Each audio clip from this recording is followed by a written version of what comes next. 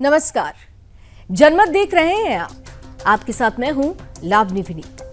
जनमत यानी वो मंच जहां पर हम और आप मिलकर करते हैं उन खबरों की बात जो सीधे आपसे सरोकार रखती है, जो सीधे देश से सरोकार रखती है।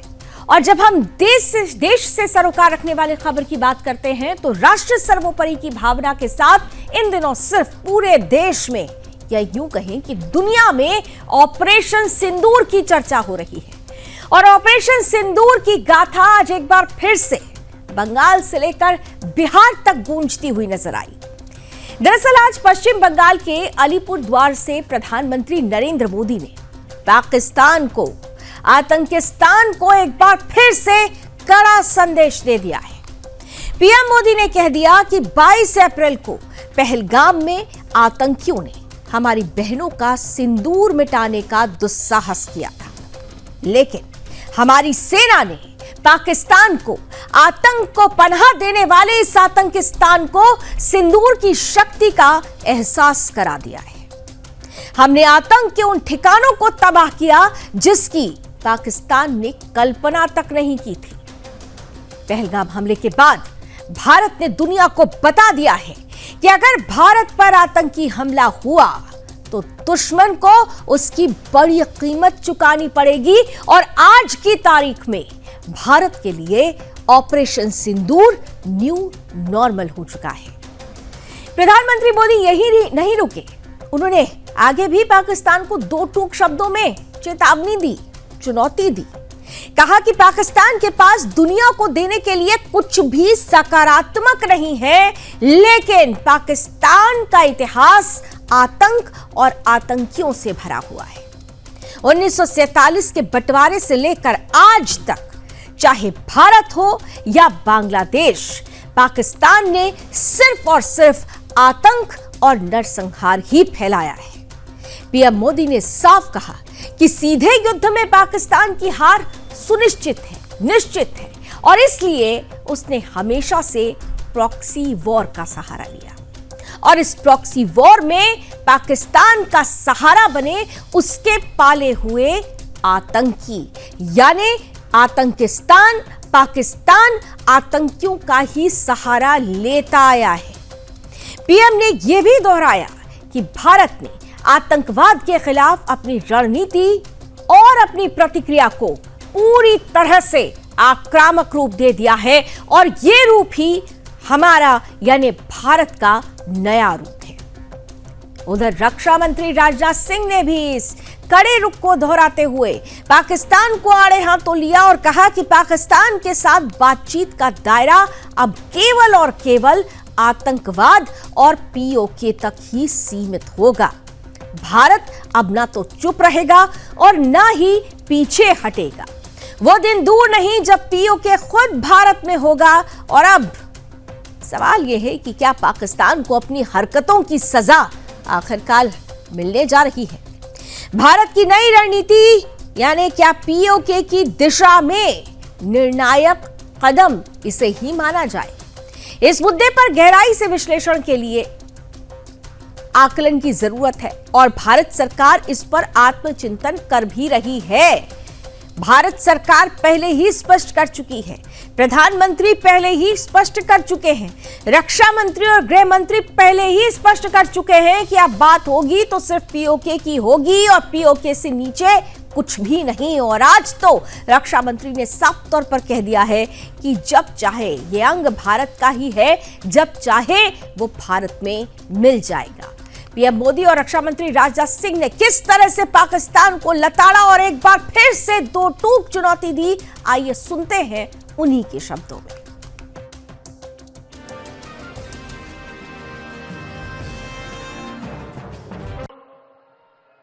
आतंक को पालने वाले पाकिस्तान के पास दुनिया को देने के लिए कुछ भी पॉजिटिव नहीं है। जब से वो अस्तित्व में आए हैं तब से ही उसने सिर्फ आतंक को पाला है।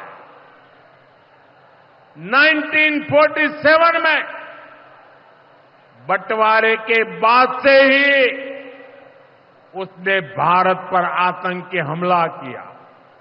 साथियों, आज जब सिंदूर खेला की इस धरती पर आया हूं, तो आतंकवाद को लेकर भारत के नए संकल्प की चर्चा स्वाभाविक है। 22 अप्रैल को पहलगाम में, जम्मू कश्मीर में आतंकियों ने जो बर्बरता की, उसके बाद पश्चिम बंगाल में भी बहुत गुस्सा था। आपके भीतर जो आक्रोश था, आपका जो गुस्सा था, उसको मैं भली भांति समझता था। आतंक और नरसंहार ये पाकिस्तानी सेना की सबसे बड़ी एक्सपर्टाइज है। जब सीधा युद्ध लड़ा जाता है तो उसकी हार तय होती है, उसका पराजय निश्चित होता है, उसको मुंह की खानी पड़ती है। यही कारण है कि पाकिस्तान की सेना आतंकियों का सहारा लेती है। लेकिन पहलगाम हमले के बाद अब भारत ने दुनिया को बता दिया है, भारत अब आतंकी हमला हुआ, भारत पर आतंकी हमला हुआ तो दुश्मन को उसकी बड़ी कीमत चुकानी पड़ेगी। तो आतंकवाद का कारोबार चलाना कास्ट इफेक्टिव नहीं है, बल्कि उसकी एक भारी कीमत अदा करनी पड़ सकती है। इसका इसका अनुमान आज पाकिस्तान को हो चुका है। हमने आतंकवाद के खिलाफ भारत की स्ट्रेटजी और रिस्पांस दोनों को रीडिजाइन और रीडिफाइन किया है। हमने पाकिस्तान के साथ अपने एंगेजमेंट और स्कोप ऑफ डायलॉग को रिकैलिब्रेट किया है।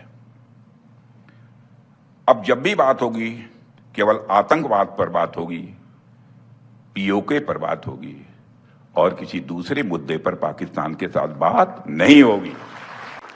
भारत हमेशा ही दिलों को जोड़ने की बात करता है और हमें विश्वास है कि प्रेम, एकता और सत्य के मार्ग पर चलकर वह दिन दूर नहीं जब हमारा ही अंग पीओके स्वयं लौटकर कहेगा, मैं भारत ही हूं, मैं वापस आऊंगा। और वापस आया हूं, मैं भारत ही हूं, मैं वापस आया हूं, यह पीओके कहेगा, ऐसा मेरा पक्का विश्वास है। मैं भारत हूं और भारत ही रहूंगा। एक बात तो तय है कि भारत ने अपनी स्ट्रैटेजी क्लियर कर दी है। भारत जिसके लिए ऑपरेशन सिंदूर न्यू नॉर्मल हो चुका है, वो भारत अब डिफेंसिव मोड में नहीं रहेगा। भारत ऑफेंसिव मोड में आ चुका है। भारत की सैन्य ताकत हो, उसकी कूटनीतिक शक्ति हो या फिर आर्थिक शक्ति जो दुनिया ने अभी बीते दिनों ही देख लिया, जब हम चौथी अर्थव्यवस्था के रूप में, शक्ति के रूप में उभर कर सामने आ गए, यानी मल्टी प्रोंग एक्शंस भारत की तरफ से लिए गए और भारत जो उभरती हुई ताकत, उभरती हुई शक्ति है, वो अब सीधे सीधे आतंकवाद के खात्मे के लिए संकल्पबद्ध है। और आतंक को पालने वाला कोई भी देश जो उसका समर्थन करे, पाकिस्तान या पाकिस्तान के साथ गलभैया करने वाले वो कोई भी देश हो, वो सभी देश ये समझ लें कि ये भारत है। नया भारत आतंकवाद अब सहेगा नहीं, नया भारत खुलकर जवाब देगा। अब बात जब जवाब देने की हो रही है तो पाकिस्तान की तो पेशानी पर बल है। हर वक्त उसके चेहरे पर पसीना ही छूटता रहता है, क्योंकि हम कब क्या कर दें उसे ये डर सताता है। देर रात तक वहां पर हुक्मरानों को नींद नहीं आती है। लेकिन सबसे बड़ी विडंबना यह है कि जब हम राष्ट्रीय नीति की बात करते हैं तो हमारे ही देश के अंदर की कुछ पॉलिटिकल पार्टीज उस राष्ट्रीय नीति को भूलकर, उस राष्ट्रीय मिशन को भूलकर अपने राजनीतिक मिशन मोड में आ जाती है। और यही वजह है कि ऑपरेशन सिंदूर की सफलता का डंका जब दुनिया में बज रहा है तो हमारे देश की विपक्षी पार्टियों को डर सता रहा है। क्रेडिट की होड़ में ऐसे बयान दिए जा रहे हैं, ऐसी प्रतिक्रिया दी जा रही है जो सीधे तौर पर न केवल सेना का अपमान है बल्कि देश के 140 करोड़ जनसंख्या के विश्वास का भी अपमान है। आज जब प्रधानमंत्री नरेंद्र मोदी की उपस्थिति बंगाल में थी और बंगाल के बाद उन्हें बिहार आना था और बिहार में उनकी उपस्थिति इस वक्त है, तो मिशन बंगाल से लेकर बिहार तक उन्होंने ऑपरेशन सिंदूर का जिक्र किया। बंगाल में रहते हुए उन्होंने ये बता दिया कि ऑपरेशन सिंदूर ही ये नए भारत की पहचान है और साथ ही साथ बंगाल की जनता से भी ये कहा, ये बताया कि किस तरीके से बंगाल की जनता ममता सरकार में त्रस्त है। ममता सरकार में सिर्फ एक आवाज उठ रही है, चारों तरफ एक चीख पुकार, अब बदलनी चाहिए ये निर्मम सरकार। यानी सीधे तौर पर प्रधानमंत्री नरेंद्र मोदी ने आज ममता बनर्जी को आड़े हाथों लिया, टीएमसी को आड़े हाथों लिया और साफ तौर पर जब प्रधानमंत्री की तरफ से सवाल किए गए तो फिर ममता बनर्जी की प्रतिक्रिया जो आई वो बेहद चौंकाने वाली थी। और यह कहा जा रहा है कि यह प्रतिक्रिया क्या ममता बनर्जी की बौखलाहट है। मिशन बंगाल से बिहार तक किस तरह से ऑपरेशन सिंदूर पर आर पार की स्थिति अपने देश के अंदर ही राजनीतिक पार्टियों ने पैदा कर दी है, आज इसी पर आधारित हमारी अभी की ये स्पेशल रिपोर्ट खास आपके लिए। 2047 तक भारत को एक विकसित राष्ट्र बनाने का संकल्प लिए प्रधानमंत्री नरेंद्र मोदी देश भर में विकास की सौगातें बांट रहे हैं। इसी क्रम में आज का दिन मिशन बंगाल 2 बिहार के नाम रहा। जब पीएम मोदी पश्चिम बंगाल के अलीपुरद्वार पहुंचे तो जन सैलाब उमड़ पड़ा।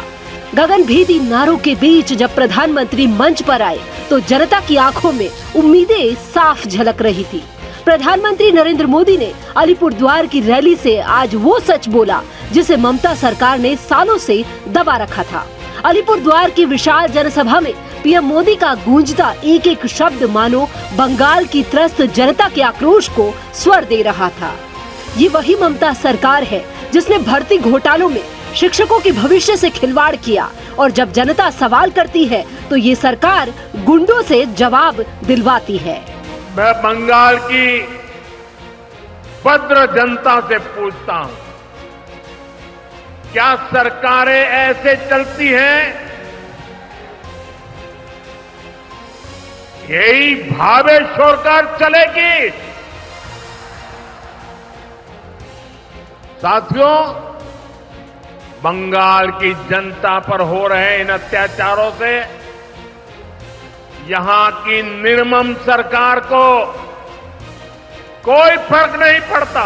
प्रधानमंत्री नरेंद्र मोदी ने 2 टूक आगे कहा कि बंगाल की जनता को अब टीएमसी सरकार के सिस्टम पर भरोसा नहीं है।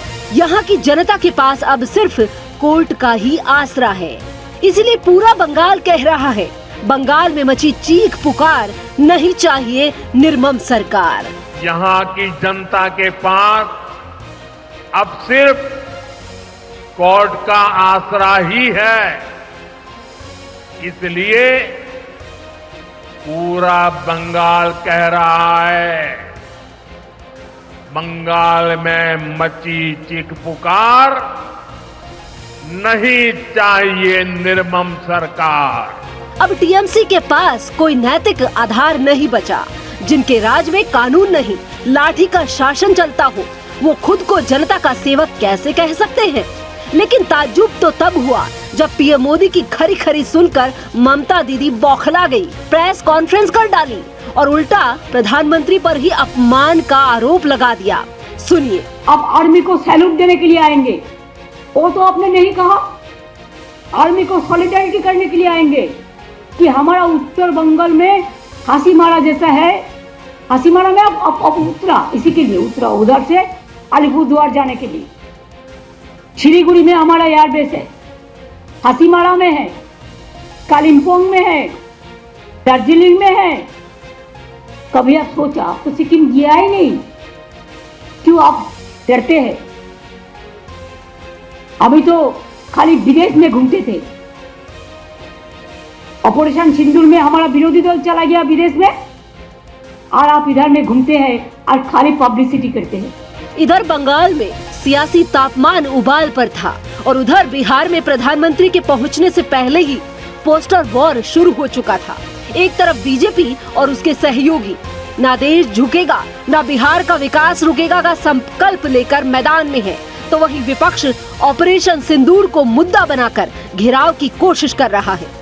लेकिन विपक्ष शायद ये भूल गया है कि जिस ऑपरेशन में भारत की सेना ने आतंकवादियों को उनके अंजाम तक पहुंचाया, उनकी गूंज सिर्फ एलओसी पर नहीं, दुनिया के हर मंच पर सुनी गई। देश का आत्मबल और सैन्य पराक्रम विपक्ष की सस्ती राजनीति से कहीं ऊपर है। देश की जनता सब देख रही है, कौन भारत को मजबूत बना रहा है और कौन सिर्फ कुर्सी के लिए सवाल खड़े कर रहा है। Bureau report, Sudarshan news. तो देश की जनता सब देख रही है और सब समझ भी रही है कि कौन राष्ट्र नीति पर चल रहा है, कौन राष्ट्र हित की बात कर रहा है, कौन राष्ट्र सर्वोपरि की भावना के साथ राष्ट्र को आगे ले जा रहा है और कौन सिर्फ निज स्वार्थ के लिए राजनीति कर रहा है। देश पहली बार ऐसा देखा गया कि ऑपरेशन सिंदूर के वक्त पूरे देश से अगर राजनीतिक पार्टियों को छोड़ दें तो जनता जनार्दन की से सिर्फ एक आवाज निकल रही थी और वो एक आवाज ही देश की नई पहचान बनी, देश की एकता की पहचान बनी। और जो राजनीतिक पार्टियां हैं शायद इसी एकता से, इसी एक मत से, इसी एक सुर से डरी और घबराई हुई है। जबकि राजनीतिक पार्टियों को ये सोचना होगा कि राष्ट्र सर्वोपरि होता है, दल से ऊपर देश होता है, इसलिए राष्ट्रीय मिशन के रास्ते में किसी भी तरीके की जो अनुकूल परिस्थिति हो उसे बनाने का प्रयास करें। जो बयान दिए जाए वो सकारात्मक दिए जाएं, पाकिस्तान की भाषा ना बोली जाए, क्योंकि जब ऐसे बयान आते हैं, ऐसे सवाल उठते हैं तो उससे हमारे दुश्मन देश को बल मिलता है। आकलन विपक्षी पार्टियों को जरूर करना चाहिए। अब बात आकलन और विश्लेषण की हो रही है तो अगली खबर, इस पर अब विश्लेषण करना जरूरी हो गया है, क्योंकि शिक्षा के नाम पर मजहबी पक्षपात का नया उदाहरण एक बार फिर से सामने आ गया है। मुंबई स्थित हज हाउस में हज कमेटी ऑफ इंडिया ने यूपीएससी परीक्षा की कोचिंग सिर्फ फिर से शुरू करने की घोषणा की है। पहले भी इस केंद्र पर मुसलमानों को प्राथमिकता देते हुए सस्ती सरकारी कोचिंग दी जाती थी, जिसका विरोध होते ही इसे दिसंबर 2023 में बंद करना पड़ा था। अब एक बार फिर सरकारी पैसे और हज यात्रियों के चंदे से चलने वाला यह प्रशिक्षण केंद्र वापस उसी रास्ते पर लौट आया है। फर्क बस इतना है कि अब 20% सीटें अन्य अल्पसंख्यकों के लिए आरक्षित कर दी गई हैं, लेकिन 80% सीटें अब भी मुसलमान छात्रों के लिए ही सुरक्षित रखी गई हैं। ये नया तरीका विरोध से बचने की कोशिश लगती है, लेकिन मूल संरचना अब भी स्पष्ट रूप से पक्षपातपूर्ण ही है। ध्यान देने योग्य बात यह है कि अब तक इस केंद्र से 1500 से अधिक छात्र कोचिंग ले चुके हैं, जिनमें से 25 का चयन आईएएस, आईपीएस जैसे पदों के लिए हुआ है। ये सब कुछ अल्पसंख्यक मंत्रालय, राज्य सरकारों और हज यात्रियों के चंदे से मिलने वाली फंडिंग से संभव हो पाया है। धर्म योद्धा डॉक्टर सुरेश चौहान के जी ने इस पर पहले भी आवाज उठाई थी और यूपीएससी जिहाद जैसे अभियानों के जरिए इस धार्मिक तुष्टीकरण को उजागर भी किया था। राष्ट्रवादी संगठनों ने इसका पुरजोर विरोध किया था, जिस वजह से इसे 2023 में बंद करना पड़ा था। लेकिन पढ़ाई के नाम पर मजहब परोसने वाली भारत की हज समिति ने मुंबई स्थित अपने प्रशिक्षण केंद्र में यूपीएससी परीक्षा के लिए मुस्लिम छात्र छात्राओं के लिए सस्ती कोचिंग फिर से शुरू करने की घोषणा कर दी है। 22 मई को जारी अधिसूचना के अनुसार नया कोचिंग सत्र 11 अगस्त से शुरू होगा और 13 जुलाई को देश भर के 21 केंद्रों पर प्रवेश परीक्षा भी कराई जाएगी। इस बैच में कुल 100 छात्रों का चयन किया जाएगा। तो क्या यह मान लिया जाए कि अब हज हाउस तीर्थ के बजाय प्रशासनिक जिहाद की फैक्ट्री बन चुका है? सवाल यह उठता है कि अगर शिक्षा में धर्म के आधार पर सुविधा दी जा सकती है तो क्या अन्य धर्मों के छात्रों को भी ऐसे ही विशेष अवसर मिलेंगे? क्या हिंदू गुरुकुलों या अन्य धार्मिक संस्थानों को भी सस्ती यूपीएससी कोचिंग की अनुमति मिल पाएगी? और क्या इस तरह की नीति संविधान के अनुच्छेद 15 और अनुच्छेद 27 का उल्लंघन नहीं करते? आइए इसी पर देखिए हमारी आज की ये स्पेशल रिपोर्ट। ये है कि शिक्षा के नाम पर ये पक्षपात क्यों? इस सफर को आगे बढ़ाते हुए अब आपके सामने एक तस्वीर रखते हैं। आइए जरा वो तस्वीर लेकर आइए। ये तस्वीर आप जरा ध्यान से देखिए। ये तस्वीर देखकर आपको कुछ याद जरूर आएगा। दरअसल ये तस्वीर एलन और ट्रंप की उस दोस्ती की है, उस साझेदारी की है जो फरवरी में सामने आई थी। यह तस्वीर दरअसल फरवरी में ट्रंप के चुनावी कैंपेन की है, जब ट्रंप और एलन मस्क दोनों में बहुत अच्छी खासी बनती थी। मस्क को वॉशिंगटन के पास पार्टी के एक चुनावी कैंपेन में चेन शॉ के साथ देखा गया। इस दौरान उन्होंने चेन शॉ थामे सरकार में नीचे तक समा चुकी ब्यूरोक्रेसी को उखाड़ने की बात कही थी। सरकार के बेफिजूल खर्चों और धोखाधड़ी को उखाड़ फेंकने की बड़ी बड़ी बातें कही थी। उन्होंने दावा किया था कि वो हर साल बेफिजूल खर्च होने वाले अरबों डॉलर को आसानी से बचा सकते हैं। फिर 20 जनवरी 2025 में ट्रंप ने उन्हीं बातों को ध्यान में रखते हुए अपने भरोसेमंद मस्क को डॉज का चीफ बना दिया। उन्हें विशेष सरकारी कर्मचारी के तौर पर हर साल 130 दिनों तक काम करना था। उनका कार्यकाल 28 मई को खत्म हो गया। और ये तस्वीर आज यानी 29 मई की अब आपके इस टीवी स्क्रीन पर हम दिखाते हैं। ये तस्वीर दरअसल एक्स पर जो पोस्ट एलन मस्क की तरफ से की गई है उसकी है, जब मस्क ने एक्स पर यह जानकारी साझा की कि वो अब ट्रंप सरकार से अलग हो चुके हैं। मस्क ने कहा कि स्पेशल गवर्नमेंट एम्प्लॉय के तौर पर मेरा समय पूरा हुआ। सरकार की फिजूल खर्ची कम करने के अवसर के लिए मैं राष्ट्रपति ट्रंप का धन्यवाद करता हूं। डॉज का मिशन समय के साथ और ज्यादा मजबूत होगा।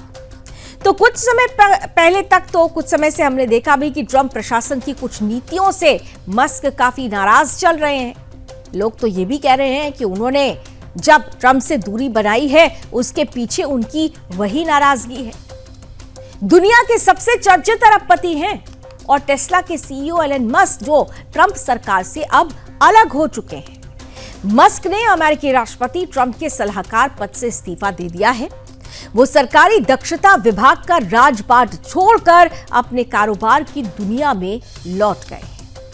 इस साल जनवरी में एक अंतराल के बाद दूसरी बार राष्ट्रपति बनने के बाद ट्रंप ने सरकारी दक्षता विभाग का गठन कर उसकी जिम्मेदारी एलन को सौंपी थी। इस विभाग के गठन का उद्देश्य सरकारी खर्चों में कटौती करना था। एलन मस्क ने कहा कि वो वॉशिंगटन छोड़ रहे हैं। मस्क के इस्तीफे के पीछे की कोई आधिकारिक वजह सामने नहीं आई है, लेकिन सूत्र ये कह रहे हैं कि दरअसल एलन मस्क ट्रंप के वन बिग ब्यूटीफुल बिल से नाराज है। मस्क ने इसकी आलोचना करते हुए कहा था कि एक बिल या तो बड़ा हो सकता है या फिर बेहतरीन हो सकता है। मस्क की वन बिग ब्यूटीफुल बिल से नाराजगी के 5 महत्वपूर्ण कारण भी सामने रख दिए गए, जिनमें से ये कहा गया कि इनकम टैक्स और स्टेट टैक्स में 2017 में की गई कटौती को स्थायी बना दिया गया है, जिससे उनकी नाराजगी है। दूसरी तरफ ओवर टाइम और सोशल सिक्योरिटी इनकम पर टैक्स कटौती का जो प्रस्ताव रखा गया है, मस्क इससे भी नाराज है। उधर अवैध इमिग्रेशन रोकने के लिए बॉर्डर सिक्योरिटी और अमेरिकी सेना को मजबूत करने पर ज्यादा खर्च करने पर भी मस्क ने आपत्ति दर्ज की थी। सरकार में फिजूल खर्ची, धोखाधड़ी और दुरुपयोग रोकने के लिए कड़े इंतजाम और डेप्ट सीलिंग यानी कि सरकार कितना कर्ज ले सकती है उसकी सीमा बढ़ाने पर भी ये जो तमाम जो बातें थीं, ये जो तमाम नीतियां तैयार हो रही थीं, दरअसल एलन मस्क उससे खफा हो गए थे। और ऐसे में उन्होंने अपने आप को ट्रंप सरकार से अलग कर लेना ही उचित समझा और उन्होंने आज एक्स पर एक पोस्ट लिखकर इसकी ऑफिशियल जानकारी भी दे दी है। अब क्योंकि डॉज की बात बार बार आ रही है, तो अब सवाल यह भी है कि आगे डॉज का होगा क्या। इसको भी 4 बिंदुओं से हम आपको समझाने का प्रयास करते हैं। दरअसल मस्क के जाने से डॉज का असर और काम करने की स्पीड कम हो सकती है, क्योंकि जिस तरीके से इस पूरे प्रक्रिया को एलन मस्क ने संभाला था, मस्क की तारीफ खुद ट्रंप करते हुए कई बार नजर आई थी। वहीं दूसरी तरफ डॉज से पहले से ही पारदर्शिता, डेटा गोपनीयता केस का सामना कर रहा है और ऐसे में अब ये मुश्किलें और ज्यादा बढ़ सकती हैं। और सबसे बड़ी बात यह है कि नया लीडर खोजना ये बड़ी चुनौती होने वाली है कि मस्क की जगह आखिर वो चेहरा कौन सा होगा। $1 ट्रिलियन की बचत का टारगेट मुश्किल हो जाएगा अगर कोई उचित चेहरा नहीं ढूंढा गया, नहीं चुना गया। और इसी के साथ साथ क्योंकि डॉज को जुलाई 2024 तक काम करना है, लेकिन मस्क के बिना यह काम मुश्किल हो सकता है। दरअसल मस्क की नियुक्ति 30 मई 2025 तक थी। उन्होंने कार्यकाल खत्म होने से ठीक एक दिन पहले ही इस्तीफा दे दिया। मस्क के इस्तीफे के पीछे एक वजह यह भी मानी जा रही है कि टेस्ला की बिक्री लगातार घट रही थी और उसके पीछे ये जो ट्रंप की टैरिफ नीति है वो जिम्मेदार बताई जा रही है। टेस्ला के शेयर्स में भी भारी गिरावट आ रही थी, जिससे इन्वेस्टर्स में काफी नाराजगी है और इसी के साथ अमेरिका में टेस्ला का बहिष्कार भी जारी है। मस्क ने खुद कहा था कि अब मैं मुश्किल से ही टेस्ला को संभाल पा रहा हूं।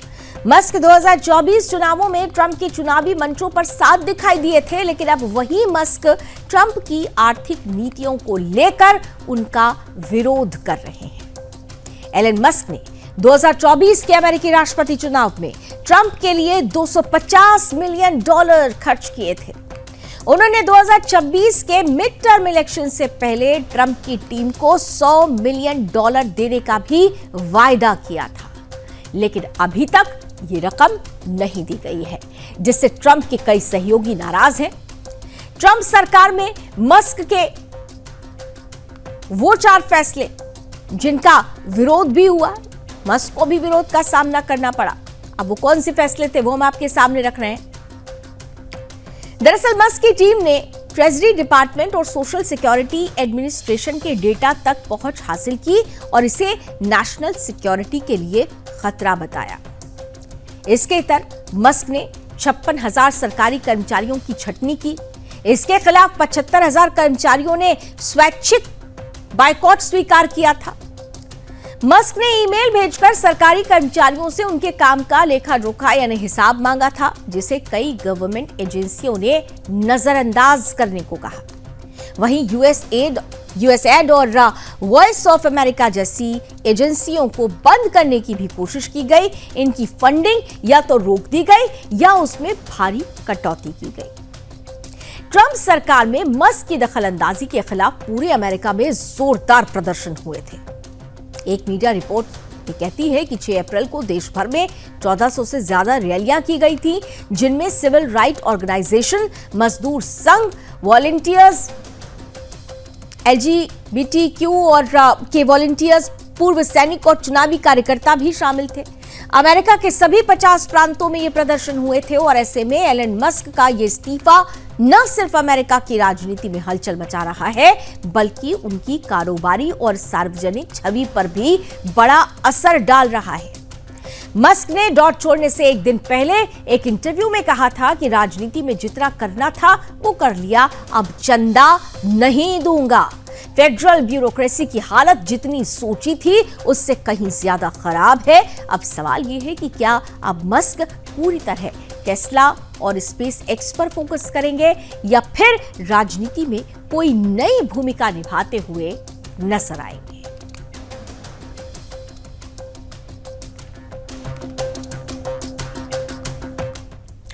तो मस्क ने तो फैसला ले लिया है और इस फैसले का कितना असर पड़ेगा ये आने वाले समय में ही पता चलेगा। लेकिन दूसरी तरफ एक और फैसले पर सबकी नजर है।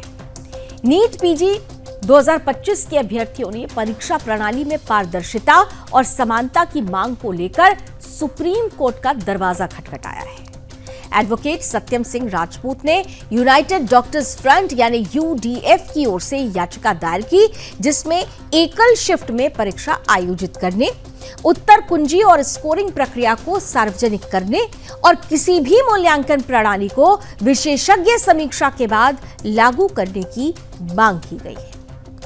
अभ्यर्थियों का कहना है कि बार बार की देरी, शिफ्ट में असमानता और अपारदर्शिता से उनका भविष्य अधर में लटक गया है। अब वो केवल निष्पक्षता और न्याय की उम्मीद कर रहे हैं। कल सुप्रीम कोर्ट में इस मामले को लेकर सुनवाई होनी है। उससे पहले किस तरीके की प्रतिक्रिया है, इस पर वकील क्या कहते हैं, आइए खुद उनकी जुबानी सुनते हैं।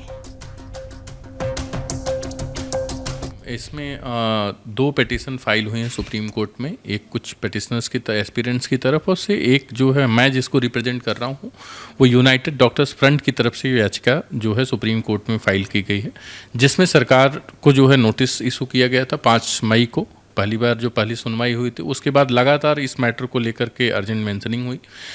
कल इस मैटर की वापस सुनवाई है, जिसमें इसके साथ ही साथ जो इसमें एस्पिरेंट्स का बेसिकली जो नीट पीजी के एस्पिरेंट्स उनका डिमांड है कि एग्ज़ाम को सिंगल शिफ्ट में कराया जाए। एग्ज़ाम को सिंगल शिफ्ट में कराने के कई सारे तर्क हैं उनके। पहला तर्क तो ये है क्योंकि लास्ट ईयर भी देखिए जब डबल शिफ्ट में एग्ज़ाम कराया जाता है तो एग्ज़ाम जितने शिफ्ट में आप कराओगे उतने डिफरेंट पेपर होंगे, क्योंकि कभी भी अगर एक ही एग्ज़ाम के कई शिफ्ट होंगे तो ऑब्वियस सी बात है उसके क्वेश्चन पेपर डिफरेंट आएंगे।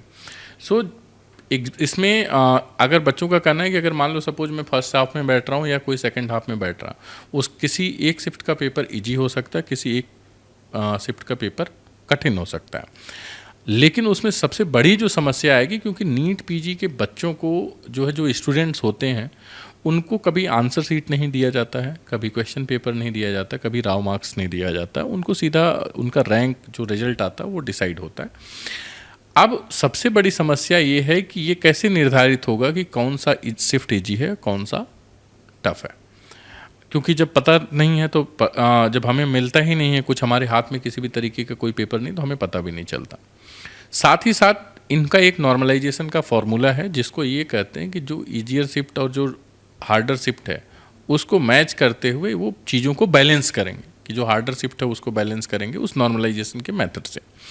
अब वो नॉर्मलाइजेशन का मेथड भी इन्होंने जो है जहाँ से ऑप्ट किया है वो भी आउटडेटेड है। उन्होंने ये नॉर्मलाइजेशन का फार्मूला ऑप्ट किया है न्यू दिल्ली एम्स से। न्यू दिल्ली एम्स ने इस फार्मूले को वैसे ही जो है क्या बोलते हैं अपने अब उसको कुछ दिन यूज करके हटा दिया।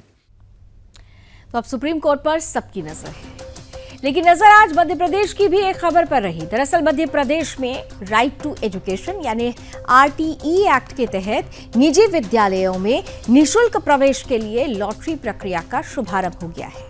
संचालक राज्य शिक्षा केंद्र हरजिंदर सिंह ने आईटीई पोर्टल का बटन दबाकर इस प्रक्रिया की शुरुआत की। इस लॉटरी के माध्यम से प्रदेश के 18,422 निजी स्कूलों में 93,822 छात्रों का चयन किया जाएगा, जिन्हें कक्षा 1 या प्रवेश स्तर पर मुफ्त शिक्षा का लाभ मिल सकेगा। ये चयन पूरी तरह पारदर्शी ऑनलाइन प्रणाली के माध्यम से किया जा रहा है ताकि हर पात्र बच्चे को बराबरी का अवसर मिल सके। कार्यक्रम के दौरान MP state electronics development corporation और राज्य शिक्षा केंद्र के वरिष्ठ अधिकारियों की उपस्थिति रही। ये पहल राज्य सरकार के शिक्षा के अधिकार अधिनियम के तहत शिक्षा को सुलभ और सर्वसुलभ बनाने की दिशा में एक महत्वपूर्ण कदम मानी जा रही है।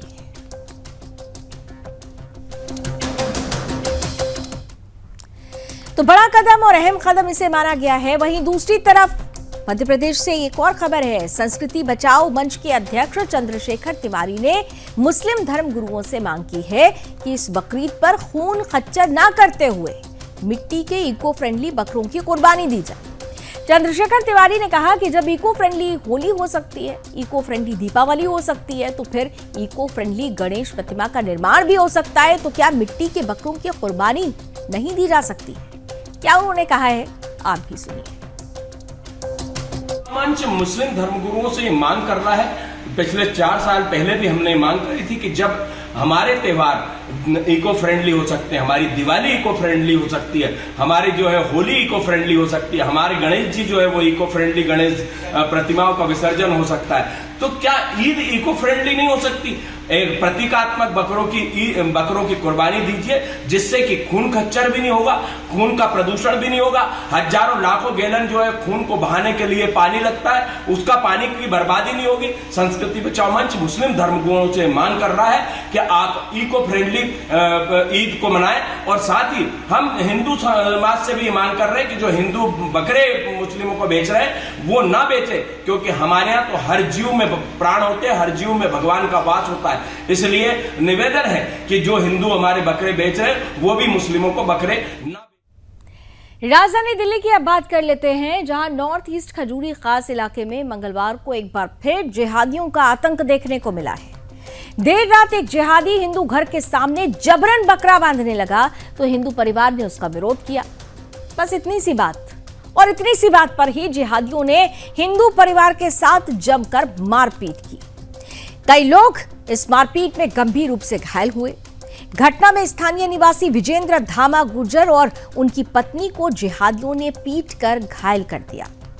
स्थानीय लोग ये कह रहे हैं कि विवाद तब शुरू हुआ जब विजेंद्र धामा ने अपने घर के सामने रास्ते पर बकरा बांधने का विरोध किया था, और इसी बात को लेकर जिहादियों ने दर्जनों लोगों को बुलाकर हथियारों के साथ उनके घर पर हमला कर दिया। हमले के बाद इलाके में तनाव फैल गया।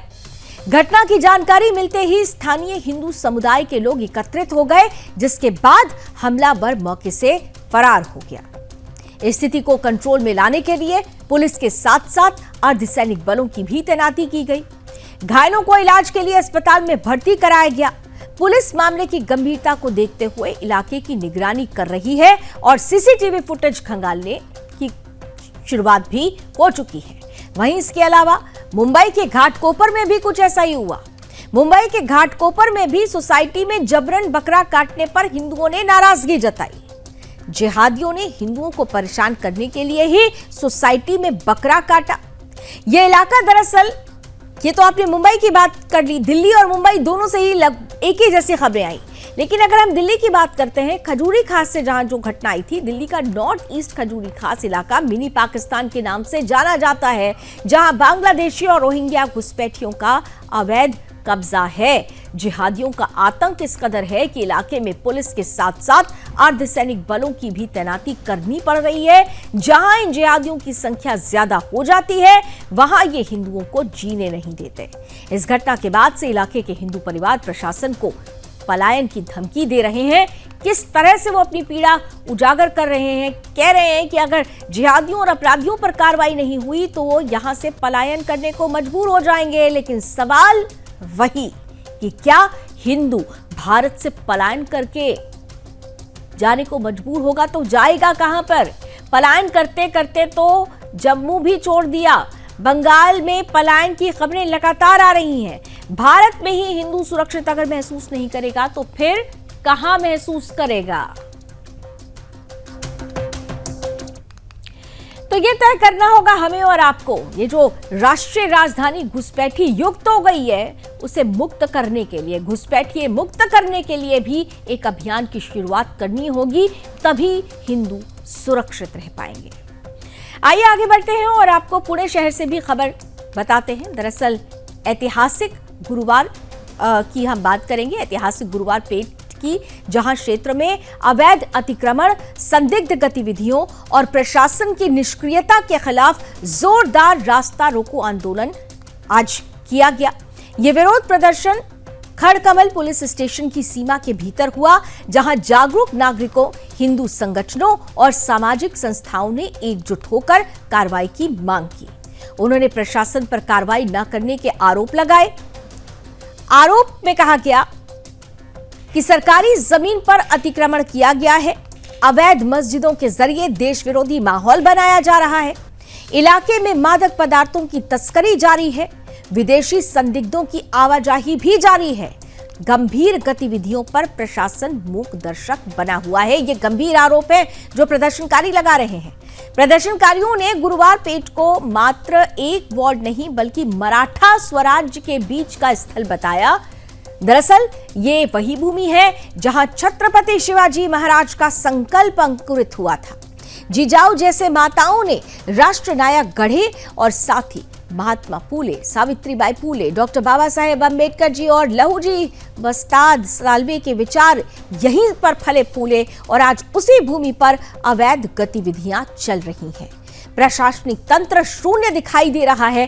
प्रदर्शनकारियों की प्रमुख मांगे हैं कि कुछ अवैध संरचनाओं और ट्रस्ट के विरुद्ध जल्द से जल्द सख्त कार्रवाई की जाए, जिसमें मिर्जा मस्जिद ट्रस्ट, बलवर अली, राजा शाह हॉल, धननगर अली, जोग दरगाह, बलवार अली, हजरत सिद्दीकी शाह, मौला दरगाह, कच्ची अली राजा टावर शामिल हैं।